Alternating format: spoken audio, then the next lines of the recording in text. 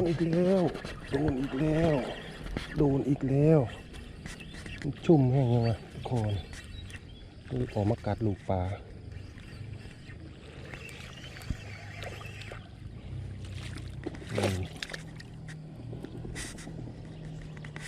นี่ครับผมตัวงามครับผมอ่ะโอเคมันครับผมงัดมันเลยมัน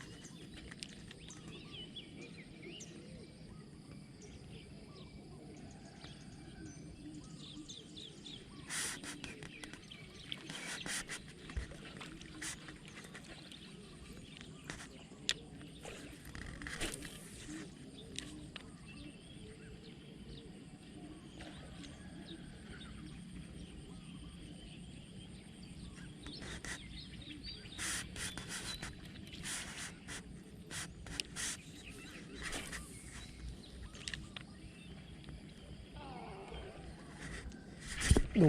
นอีกแล้วนี่ตัวหน่อยครับตัวนี้นี่ครับผมใส่ปลาเค็มครับโอเคครับผม